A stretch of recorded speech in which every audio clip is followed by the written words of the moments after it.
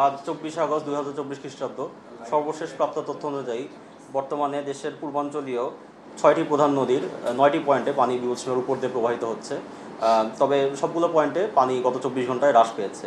এর মধ্যে উল্লেখযোগ্য মনু নদী মৌলভীবাজার পয়েন্টে বর্তমানে বিপদসীমার 91 সেন্টিমিটার এবং গত 24 ঘন্টায় এখানে 23 সেন্টিমিটার হ্রাস পেয়েছে। খোয়াই নদী হবিগঞ্জের বাল্লা পয়েন্টে বিপদসীমা 44 সেন্টিমিটার, কিন্তু গত 24 ঘন্টায় এখানে 155 সেন্টিমিটার পানি হ্রাস পেয়েছে। গোমতী নদী কুমিল্লা পয়েন্টে বিপদসীমা 96 সেন্টিমিটার উপরে রয়েছে, কিন্তু গত 24 ঘন্টায় এখানে 22 সেন্টিমিটার পানি হ্রাস পেয়েছে। মুহুরী নদী পরশুরামে যোগাযোগ বিচ্ছিন্ন থাকায় তথ্য পাওয়া না গেলেও দেশের উজানের বেলোনিয়া পয়েন্টে এই নদীর পানি হ্রাস পাচ্ছে উল্লেখযোগ্য পরিমাণে। এবং ফেনী নদী রামগড়ে চট্টগ্রামে বিপদসীমা 53 সেন্টিমিটার উপরে অবস্থান করছে, কিন্তু গত 24 ঘন্টায় 147 সেন্টিমিটার পানি হ্রাস পেয়েছে।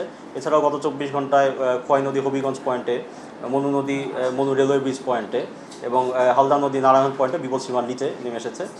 এবং এছাড়া কুশিয়ারা নদী সিলেট এবং মৌলভীবাজার বিভাগীয় কিছু পয়েন্টে সামান্য বিপদসীমার উপর দিয়ে প্রবাহিত হচ্ছে, তবে সেখানে পানি হ্রাস পাচ্ছে।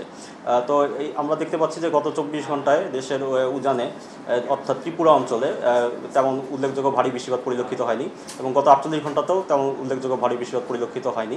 তবে দেশের অভ্যন্তরীণ অঞ্চলে, উপকূলীয় অঞ্চলে কিছু কিছু স্থানে ভারী বৃষ্টিপাত পরিলক্ষিত হয়েছে, তবে তাতে আমাদের দেশের মানে বন্যা পরিস্থিতির কোনো অবনতি হয়নি এবং বন্যা পরিস্থিতির একটা উন্নতি ধারা আছে, অব্যাহত আছে। এবং আগামী 24 ঘন্টায়ও আবহাওয়ার পূর্বাভাস ইঙ্গিত দিচ্ছে যে দেশের উজানে ভারী বৃষ্টিপাতের প্রবণতা কম থাকতে পারে। তবে এর ফলে আশা করা যাচ্ছে যে আগামী 24 ঘন্টা পর্যন্ত বর্তমানে যে আমাদের দেশের পূর্বাঞ্চলীয় বিভিন্ন জেলার যে নদ নদীর পানি সমতল হ্রাস পাচ্ছে সেটি অব্যাহত থাকতে পারে এবং এর ফলে আগামী 24 ঘন্টা পর্যন্ত বন্যা পরিস্থিতির উন্নতির ধারা অব্যাহত থাকতে পারে এবং এর ফলে আরও কিছু জেলাতে, আরও কিছু পয়েন্টে পানি বিপদসীমার নিচে নেমে আসতে পারে এবং কিছু কিছু জায়গায় বন্যা পরিস্থিতি স্বাভাবিক হয়ে আসতে পারে। আগামী পরবর্তীকালে সময়ে আগামী 48 ও 72 ঘন্টায় আবহাওয়া অধিদপ্তরের পূর্বাভাস অনুযায়ী কিছু কিছু জায়গাতে ভারী বৃষ্টিপাতের সম্ভাবনা রয়েছে। তবে দেশের উজানে ভারী বৃষ্টিপাত মূলত আগামী 25 ও 26 তারিখে দেশের উপকূলীয় খুলনা, বরিশাল, চট্টগ্রাম এবং বঙ্গোপসাগরের মধ্যবর্তী কিছু অঞ্চলে বৃষ্টিপাত হতে পারে।